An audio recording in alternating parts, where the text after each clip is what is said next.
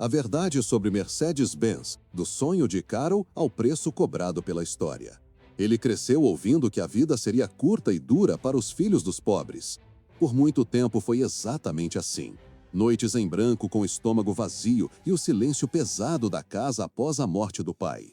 Mas havia um brilho insistente nos cadernos de estudo que a mãe protegeu como quem protege o último fósforo de uma família no frio.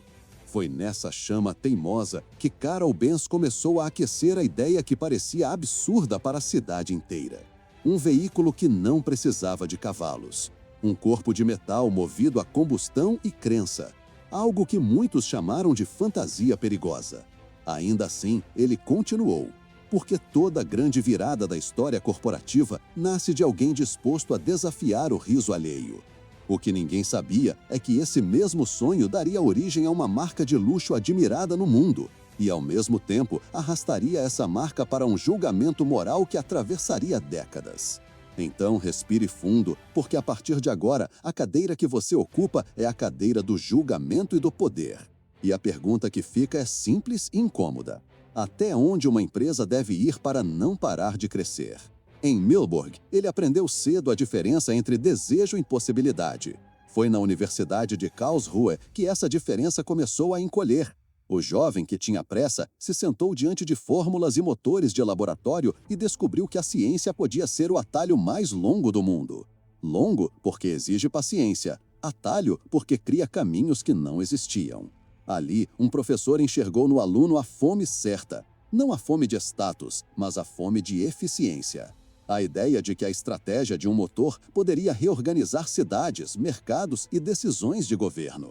Carroll rodava de bicicleta pelas ruas, não por lazer, mas para ouvir com o corpo a mecânica da fricção, o limite do atrito e da confiança.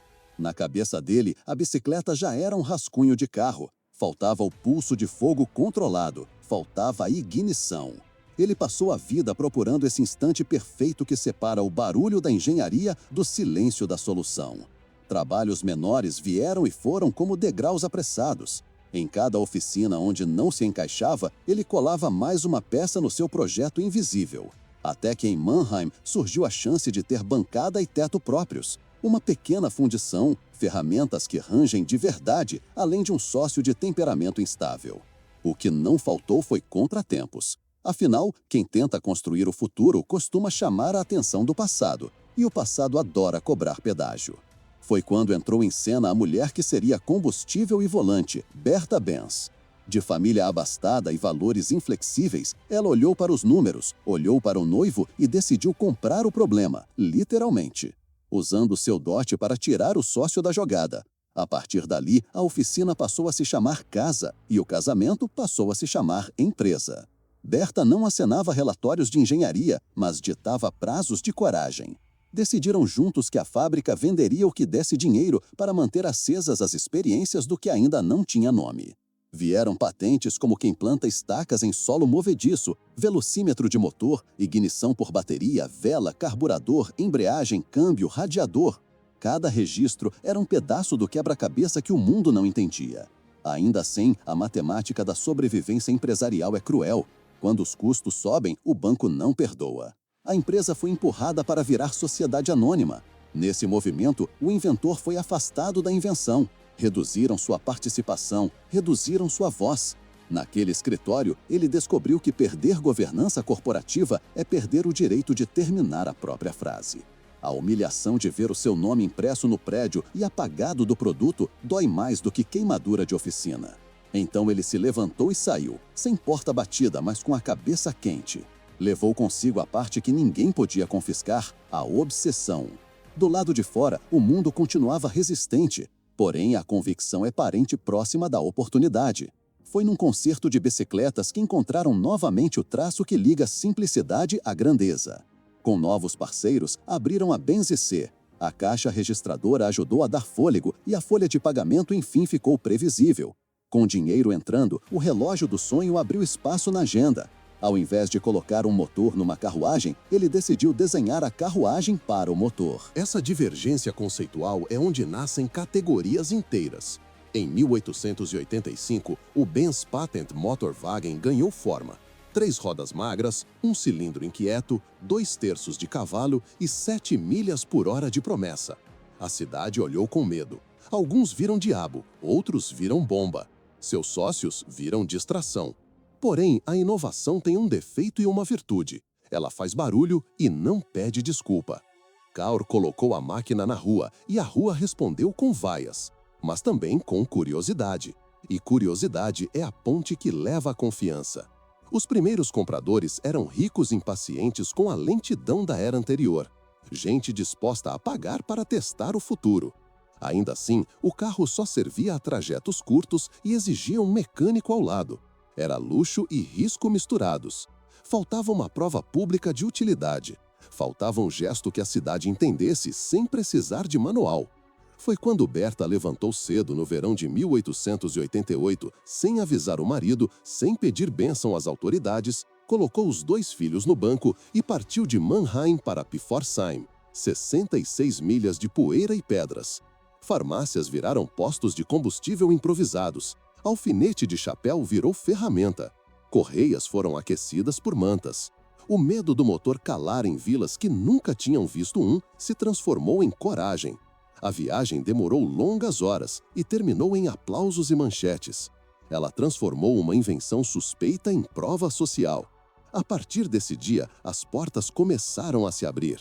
Se essa história te pega pelo estômago e você quer ver mais história corporativa contada com tensão e verdade, inscreva-se no Cadeira do CEO e deixe o seu like agora, porque aqui a narrativa não se contenta em dizer que deu certo, ela mostra o preço do acerto. Com publicidade real e caixa reforçado, a Benz em si cresceu.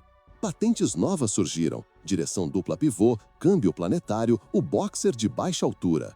Os modelos Victoria e Velo se tornaram os primeiros carros produzidos em escala, mais de 1.000 unidades, um número que naquele tempo parecia ousadia industrial.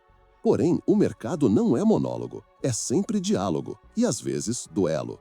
Não muito longe dali, a Daimler Motor em Gesellschaft afinava seu próprio timbre com Gottlieb Daimler e Wilhelm Maybach. Quando o Mercedes 35 HP apareceu em 1901, com centro de gravidade baixo, chassi em aço e motor vigoroso, muita gente sentiu que ali estava a forma moderna do automóvel. As ruas e as pistas passaram a ouvir o nome Mercedes repetido como se fosse fórmula. E repetição em mercado é sinônimo de preferência. Na Benz, os parceiros de Kaur pressionaram por velocidade e espetáculo. Importaram ideias, chamaram engenheiros franceses, insistiram em competições. O homem que inventou o carro odiava correr. Para ele, velocidade demais era ruído e risco. E ruído faz o público tapar os ouvidos antes de escutar o argumento. Gerou-se atrito.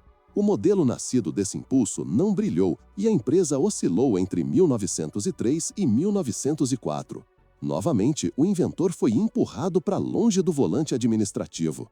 Permaneceu no conselho, mas distante do desenho. Ironia das grandes, foram as corridas que salvaram o caixa.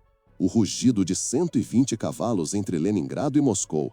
Depois, o monstro de 200 cavalos, a Blitzen-Benz, a flecha que quebrou recordes e colocou a marca de volta no mapa da aspiração. Naquele início de século, as pessoas queriam ver o que o mundo podia ser a 80, a 100, a 140 milhas por hora. Cada vitória convertia dúvidas em pedidos. O mundo, porém, não é neutro. A história não se organiza para facilitar a narrativa de ninguém. A guerra chegou e corrompeu prioridades. Depois da Primeira Guerra, a economia alemã cambaleou. O orgulho técnico precisava de abrigo. A Benz e a Daimler assinaram acordos de fabricação e venda que terminaram em fusão em 1926. Nascia a Daimler-Benz e, com ela, o emblema que o planeta inteiro aprenderia a chamar de Mercedes-Benz. Vieram carros de luxo e performance. Vieram engenheiros de sobrenome que depois virariam marca. Ferdinand Porsche fazia parte da safra, que traduzia velocidade em estética e reputação. Kaur viveu o suficiente para ver seu conceito virar indústria.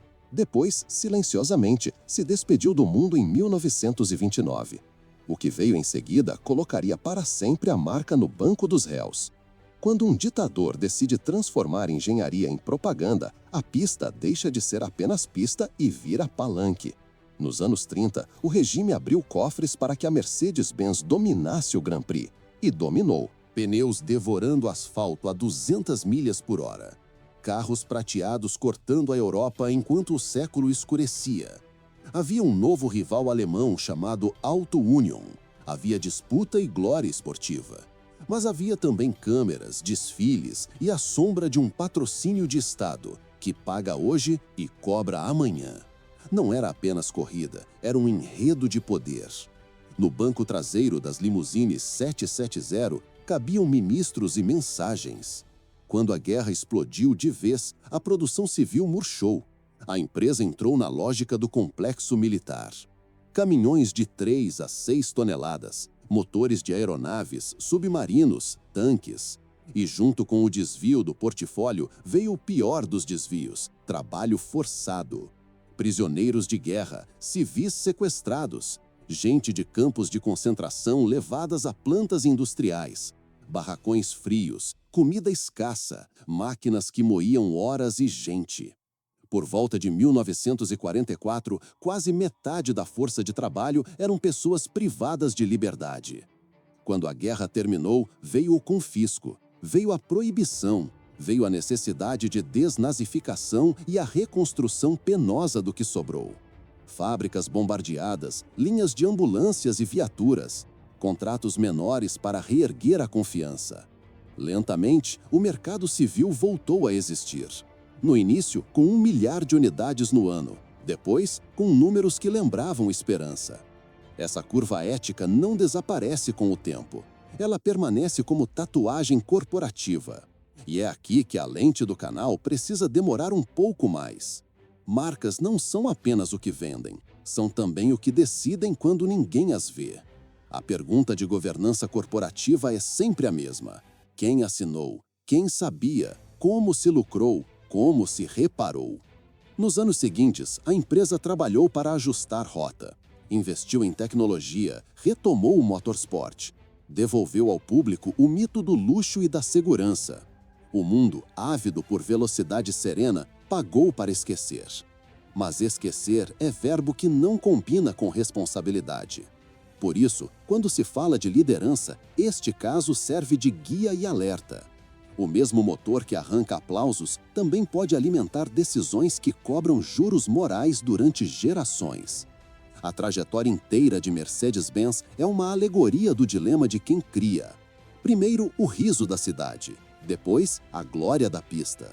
Depois, a mancha da guerra. Depois, a limpeza difícil e a reinvenção. Se existe uma constante, é a fidelidade ao desempenho, uma espécie de religião do torque e do acabamento que transformou símbolo em padrão. A estrela não brilhou sozinha, brilhou pendurada num céu que alterna luz e sombra. E quem se senta na cadeira do CEO precisa aprender com as sombras se quiser merecer a luz. Não se trata de negar o legado técnico, trata-se de ampliá-lo, admitir o custo humano e fazer dele um compromisso público. Nenhum discurso de missão é honesto se não encara o capítulo incômodo. E nenhum conselho de administração é maduro se não cria sistemas para impedir as piores versões de si. A velha oficina de Mannheim virou memória afetiva e case de negócios. A viagem de Berta Benz é encenada como marketing antes do marketing. Um gesto narrativo que converteu percepção em demanda. A lição é cristalina. Quando o produto resolve algo que o mundo já sente, falta só um ato de coragem para a história girar. Se você valoriza análises que unem estratégia, ética, economia e o lado humano das decisões, inscreva-se no Cadeira do CEO e ative as notificações. A cada episódio, você ocupa a cadeira onde o poder decide e o mercado responde. E isso muda a forma como você lê empresas, relatórios e manchetes. No fim, Cal venceu, de um jeito estranho. Venceu quando outros dirigiam o que ele não ousou acelerar. Venceu quando sua ideia virou padrão. E perdeu quando a própria ideia foi emprestada a propósitos que ele não escolheria. Essa é a contradição inevitável de quem cria mecanismos que o mundo inteiro passa a usar. Por isso, a pergunta mais importante que um líder pode se fazer não é apenas se algo é possível e lucrativo, mas se a mecânica do lucro respeita a engenharia da dignidade. Companhias que respondem sim a essa pergunta constroem marcas que sobrevivem a qualquer século. Companhias que respondem talvez ficam presas ao tribunal da reputação. E tribunal de reputação não tem prazo de prescrição. A estrada que liga a oficina à sala do conselho continua aberta. Nela ainda sopram poeira, barulho de pista e o eco de aplausos que às vezes abafam alertas. Dirigir uma marca é guiar um significado. E significado é mais rápido que qualquer carro. Por isso, quando você vira um emblema de 3 pontas brilhando, lembre, ele aponta para terra, mar e ar. Mas também aponta para passado, presente e futuro. O que se escolhe em cada um desses pontos define se a companhia será apenas valiosa ou verdadeiramente grande. E grandeza de verdade é aquela que resiste à investigação. Se esta história te fez pensar, deixe o seu like e compartilhe com quem precisa entender poder e consequência. Porque a discussão não termina aqui. Ela começa quando a tela escurece e você passa a enxergar com mais nitidez as placas de sinalização que a maioria ignora. No balanço final, ficam as lições que importam. Invenção exige teimosia. Estratégia exige timing. Governança exige coragem.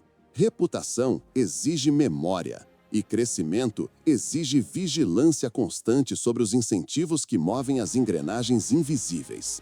Foi assim que o mundo saiu das rédeas. E foi assim que parte dele caiu em correntes. Aprendemos com os 2 movimentos. E é por isso que este canal insiste em olhar além do verniz. Aqui, a história é motor e freio ao mesmo tempo.